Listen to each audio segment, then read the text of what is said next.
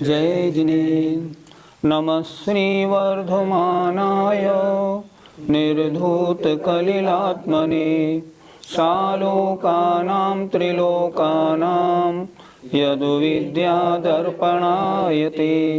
पंच परमेष्टि भगवान की जय। पाठशाला में रत्नकरण श्रावकाचार्य के अंतर्गत वैयावृत्त नामक शिक्षावृत्त का वर्णन चल रहा है। वैयावृत्त में दो बातें आचार्य बता रहे हैं, एक तो दान देना, दूसरा सेवा करना, बीमारी या कष्टों को दूर करना। आज ये बताने जा रहे हैं कि दान देने का फल कैसा होता है। अगला श्लोक देखिए। क्षितिगतमेव वटबीजम् क्षितिगतमेव वटबीजम् पात्रगतं दानमल्पमपि काले पात्रगतं दानमल्पमपि काले फलतेच्छाया विभवम् फलतेच्छाया विभवम् बहुफलमिष्टं शरीरभृतां बहुफलमिष्टं शरीरभृताम्। बोलिए। क्षितिगतमेव वटबीजं पात्रगतं दानमल्पमपि काले फलतेच्छाया विभवं बहुफलमिष्टं शरीरभृतां। देखिए, क्षिति माने पृथ्वी, गत माने पड़े हुए, एव माने तरह। पृथ्वी में पड़े हुए की तरह। किसके पड़े हुए की तरह? वट बीजम, बरगद के बीज की तरह। अर्थात पृथ्वी में पड़े हुए बट के बीज की इव माने तरह। पात्रगतम, पात्र को दिया गया, दानम दान, अल्पम अपि काले, थोड़े भी काल में, मतलब जल्दी ही, फलति छाया वैभवम, फलति फल देता है छाया के वैभव को। बहुफलमिष्टम, बहुत इष्ट फल रूप, शरीर भृताम, प्राणियों के। अर्थात क्या हुआ, जिस तरह पृथ्वी में पड़ा हुआ बट का बीज फलते छाया बेहवम, अल्पमपि काले, थोड़े समय में ही बहुत बड़ी छाया के वैभव को फल प्राप्त कराता है, अर्थात प्राप्त होता है। मतलब बट का बीज है, थोड़े समय में उग जाता है, बहुत बड़ का पेड़ बन जाता है। उसी तरह पात्रगतम, पात्र को दिया गया दान भी थोड़े ही काल में, इष्टम बहुफलम, इष्टम माने सुखदायक, बहुत फल रूपी वैभव को प्राणियों के लिए फलती, फलता है। जैसे जमीन में हमने बड़ के पेड़ का बीज डाल दिया, कुछ समय बाद ही उसका थोड़ा पौधा बनेगा और थोड़े समय में वृक्ष बन जाएगा। फल क्या मिलेगा? घनी छाया मिलेगी। उसी तरह पात्र को दिया गया थोड़ा सा भी दान जब फल देता है तो बहुत सारे इष्ट फलों को प्रदान करने वाला होता है। पंडित जी, पात्र को दान देने का क्या फल मिलता है? अगर उत्तम पात्र हो, अर्थात मुनि महाराज हो, और उनको दान दिए, दान देने वाला मिथ्या दृष्टि हो, तो वह उत्तम भोग भूमि में जाता है। मध्यम पात्र हो, दान देने वाला मिथ्या दृष्टि हो, तो वह मध्यम भोग भूमि में जाता है। जघन्य पात्र हो और दान देने वाला मिथ्या दृष्टि हो तो जघन्य भोग भूमि में जाता है। और अगर सम्यक दृष्टि इन उत्तम मध्यम पात्र को दान देता है तो वैमानिक देवों में उसकी उत्पत्ति होती है। इस तरह ये पात्रों को दिया गया दान बहुत अच्छे फल रूप फलता है। पंडित जी, यदि कोई श्रावक दान दे तो वह कहाँ तक उत्पन्न होता है? श्रावक का मतलब सम्यक दृष्टि हो और वृत्ति हो। अगर सम्यक दृष्टि है और वृत्ति है तो वह 16वें स्वर्ग तक उत्पन्न हो सकता है, जैसे परिणाम वैसी उत्पत्ति। और दान देने का फल उसको ऊपर भी अच्छा वैभव प्राप्त होता है। मतलब निम्न कोटि का वैमानिक देव नहीं, उच्च कोटि का वैमानिक देव बनता है। ये सम्यक्त व्रत और सम्यक्त व्रत के साथ दान देने का फल है। पंडित जी, अगर कुपात्र को दान दें तो उसका क्या फल मिलेगा? पात्र को दान देने से उत्तम भोग भूमि, कुपात्र को दान देने से कुभोग भूमि मिलेगी, अर्थात कुभोग भूमि में जन्म होगा।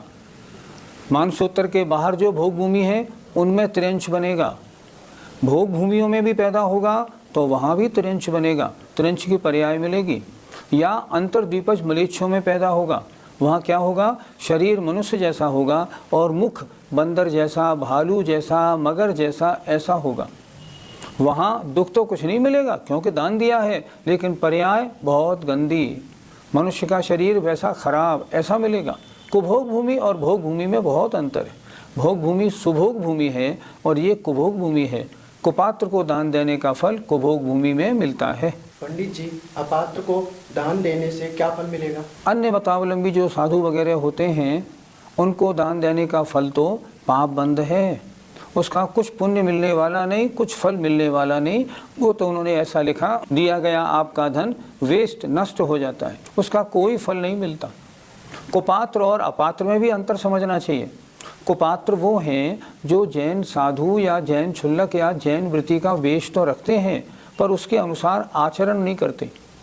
आचरण कैसा करते हैं, शिथिलाचारी आचरण करते हैं, जिनका मूल गुण भी नहीं होते और व्रतों के अनुसार, जिनके प्रतिमाओं के अनुसार आचरण भी नहीं होते, वो कुपात्र में आते हैं। अपात्र वो हैं जिनमें धर्म का नामोनिश तो नहीं है, अन्य मतावलंबी हैं। ऐसे अन्य लोगों को दान देना तो व्यर्थ में जाता है, उसका कोई फल नहीं। पंडित जी, भोग भूमि में कितने प्रकार के कल्प वृक्ष होते हैं? भोग भूमियों में 10 प्रकार के कल्प वृक्ष होते हैं जो सब तरह की सामग्री प्रदान करने वाले होते हैं, लेकिन स्वर्गों में केवल 8 प्रकार के कल्प वृक्ष होते हैं। ऐसा क्यों? क्योंकि स्वर्गों में खाने पीने की आवश्यकता नहीं, इसलिए भोजनांग और पानांग, भोजन देने वाले और पेय पदार्थ देने वाले ऐसे कल्प वृक्षों की वहाँ आवश्यकता ही नहीं है। इसलिए स्वर्गों में 8 प्रकार के और भोग भूमियों में 10 प्रकार के कल्प वृक्ष होते हैं। एक अंतर और है, देवों में ऊंचा नीचा बड़ापना है। एक सूत्र आता है ना, इंद्र सामानिक त्रायस्तेन पार्षदात्मरक्ष, ऐसे इंद्र सबसे बड़ा, किलबिषक सबसे छोटे। लेकिन यहाँ स्वर्गों में पद होते हैं बड़े छोटे, लेकिन भोग भूमि में कोई पद नहीं होता, किसी की अधीनता नहीं होती। वे दोनों पति पत्नी बिल्कुल स्वतंत्र रहते हैं, कुछ भी करें, कितना ही करें, कोई देखने वाला नहीं, कोई रोकने टोकने वाला भी नहीं। दान कितने प्रकार का होता है इसका श्लोक अब 117 नंबर आगे आने वाला है, ध्यान से देखें। आहार औषधयोर पिपकर्णावासयोश्च दानेन वैयावृत्यं ब्रुवते चतुरात्मत्वेन चतुरस्राः। बोलिए, आहार औषधयोरप्युपकर्णावासयोश्च दानेन वैयावृत्यं ब्रुवते चतुरात्मत्वेन चतुरस्राः। दान के कितने भेद हैं? 4। कौन कौन से? आहार दान और औषध दान, ये 2, और उपकरण दान और आवास दान, ये 2। इनके दान से, अर्थात आहार दान, औषध दान, उपकरण दान और आवास दान, 4 प्रकार के दान से वैयावृत्यम, वैयावृत्य व्रत को, चतुरस्राः 4 ज्ञान के धारी, आचार्य या गणधर देव। चतुरस्राः माने 4 ज्ञान के धारी, गणधर देव या ऋषिगण या मुनिराज आचार्य। चतुरात्मत्वेन 4 प्रकार का कहते हैं। दान 4 प्रकार का है, आहार दान, औषध दान, उपकरण दान और आवास दान। इन 4 प्रकार के दान से वैयावृत्य व्रत को चतुरस्राः 4 ज्ञान के धारी गणधर देव 4 प्रकार का कहते हैं। अर्थात आचार्यों ने, गणधर देवों ने दान को 4 प्रकार का कहा है, आहार दान, औषध दान, उपकरण दान और आवास दान। पंडित जी, गृहस्थ दान क्यों देता है? गृहस्थ व्यापार करता है, नौकरी करता है, अपना कुछ धंधा करता है, उससे रुपया कमाता है।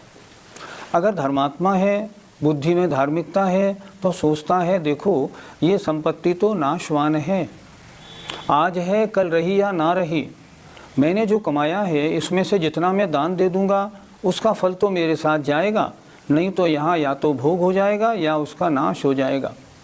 मैंने पहले जन्म में दान किया होगा, इस कारण मुझे इस जन्म में सब सुविधा अच्छी तरह से आमदनी की व्यवस्था मिल रही है।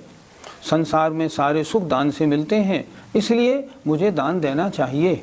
ऐसा सोच के अपने धन और जीवन की सफलता के लिए श्रावक अपने आमदनी के अनुसार दान देता है। पंडित जी, दान कितने प्रकार का होता है? इस श्लोक में बताया है बहुत स्पष्ट, दान 4 प्रकार का होता है। आहार दान, औषध दान, उपकरण दान और आवास दान। आहार दान माने व्रतियों को, साधुओं को शुद्ध आहार प्रदान करना। औषध का मतलब उनके कोई रोग आदि हो जाए तो उनकी दवा व्यवस्था वैयावृत्ति करना। शास्त्र दान, व्रतियों को, मुनिराजों को, समाज के साधर्मी भाइयों को शास्त्र दान देना, पढ़ने की पुस्तकें आदि देना।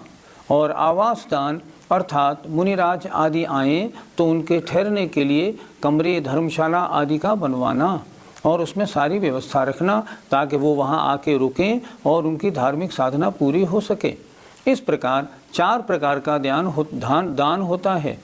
आहार दान भोजन रूप, औषधि दान दवाई रूप, सेवा रूप, शास्त्र दान ये ज्ञान दान हुआ और आवास दान में ठहरने के स्थान रूप। पंडित जी, चारों दानों में सर्वश्रेष्ठ कौन सा दान माना जाता है? वैसे तो चारों ही दान अच्छे हैं।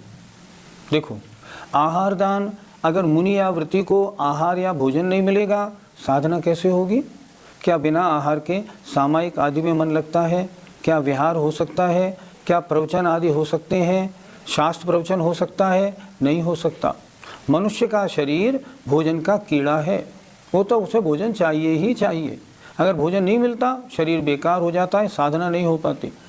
एक दिन की बात, एक एलक महाराज से हमने पूछा, महाराज आपको 3 दिन हो गए कोई विधि नहीं मिली, एक दिन विधि मिली थी तो आपका पहुँचते ही अंतराय हो गया, अर्थात आपके आज 3 उपवास हो गए, महाराज साधना कैसी होती है? उन्होंने उत्तर दिया, कोशिश करते हैं पर वास्तव में साधना नहीं होती। हमारा उदारिक शरीर है, बिना भोजन नहीं चलता, इसको कबलाहार चाहिए। तो आहार दान बिना सारी व्यवस्था बेकार हो जाएगी। औषधि दान बिना अगर शरीर अस्वस्थ हो, किसी काम में मन नहीं लगता, हम और आप खुद भी देखते हैं, आज भयंकर सिर में दर्द है, आज बुखार है, क्या पूजा में मन लगता है? नहीं लगता। साधु भी तो आखिर व्रति भी तो इंसान ही तो है ना, इसलिए औषधि दान भी बहुत अच्छा है। ज्ञान दान सारी क्रिया करे और ज्ञान नहीं हो, बिना ज्ञान के सारी क्रिया बेकार। और आवास दान, अगर ठहरने का स्थान नहीं हो, अच्छा नहीं हो, मक्खी मच्छर बहुत हों, सर्दी के दिनों में जंगले टूटे हुए हों, हवा बहुत ठंडी आ रही हो, तो भी साधना नहीं बनती। दान चारों अच्छे हैं, लेकिन अगर हम विचारें तो सुबह का दिया हुआ आहार कल सुबह तक 24 घंटे चलता है। औषधि जब तक बीमारी है तब तक काम में आती है। आवास जब तक उसमें मुनिराज रहते हैं तब तक काम में आता है। लेकिन ज्ञान जो होता है ना, एक बार जो ज्ञान में ले लिया वो तो जन्म जन्म तक काम आता है। आचार्यों ने लिखा है, किसी को अगर आप नमोकार मंत्र भी सिखाते हैं तो शुद्ध केवली जैसे बनने का महान पुण्य आपको मिलता है। इसलिए चारों दानों में महिमा तो ज्ञान दान की सर्वश्रेष्ठ है।